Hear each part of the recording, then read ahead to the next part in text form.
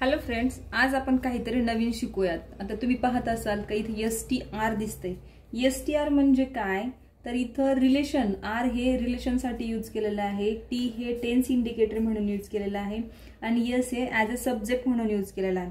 तर आपण इथं बघूयात एसटीआर चा उपयोग आपण आपल्या रोजच्या जीवनामध्ये कसा करायचा। आता याचा फॉर्म्युला आहे बघा, subject plus tense indicator plus relation. जे काही रिलेशन आहे तिथे सब्जेक्ट असतो अगोदर, नंतर टेन्स इंडिकेटर असतो म्हणजे ते प्रेझेंट मध्ये आहे की ते होतं की भविष्यात होणार आहे।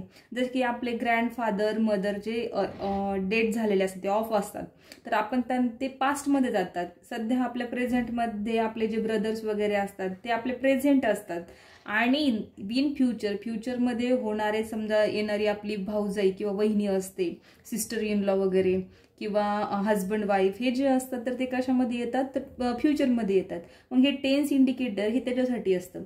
तर बघूयात आपण काय sentence. In STR possessive pronouns use, possessive pronoun इथे यूज केलेले असतात आणि STR is in present tense आणि मोस्टली हे एसटीआर कशामध्ये यूज केले जातात तर प्रेझेंट टेन्स मध्ये बघितले जातात। तर बघा इथं पॉझिटिव्ह सेंटेन्स आपण बघणार आहोत प्रेझेंट टेन्स मधले। I am his sister, I am his sister present tense आहे हा। एम इज आरचे जे आहेत हेल्पिंग वर्ब ते आपल्याला टेन्स इंडिकेट करतात की हे पास्ट आहे की प्रेझेंट आहे की फ्युचर आहे। तर एम इज आर हे आपले प्रेझेंट टेन्सचे इंडिकेटर आहेत। तर बघा, आय एम हिज सिस्टर मी तिची बहीण आहे।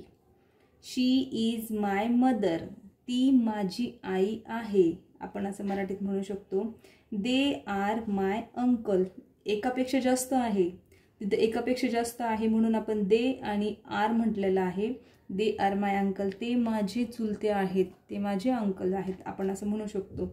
बट आता काही गोष्टी कधी कधी निगेटिव्ह पण असतात। मग आता निगेटिव्ह सेंटेन्स कसे करणार।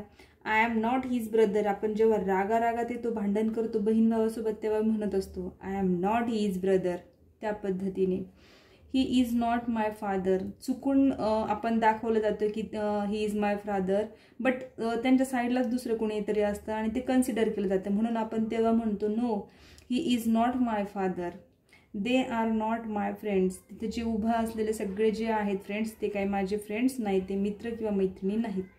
मग हे झाले पॉझिटिव्ह निगेटिव्ह। आता येस नो मध्ये कसं करणार आहेत बघा, एम आय युअर ट्रेनर मी तुमची ट्रेनर आहे का, इथं क्वेश्चन मार्क आहे बघा।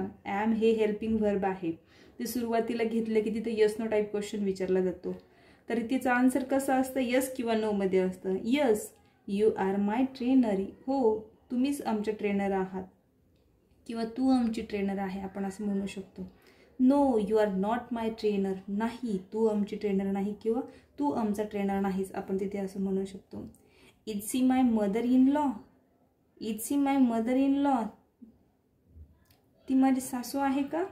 Yes she is my mother in law आपण आपल्यालाच म्हणजे माहीत नसल्यानंतर आपण क्वेश्चन करत असतो। No she is not your mother in law ती काय तुझी सासू किंवा तुमची सासू नाही, आपण असं म्हणू शकतो। या पद्धतीने आपण एसटीआर म्हणजे रिलेशनसाठी कसं प्रेझेंट टेन्स मध्ये आपण सांगत असतो या पद्धतीने इथं बघितलेलं आहे।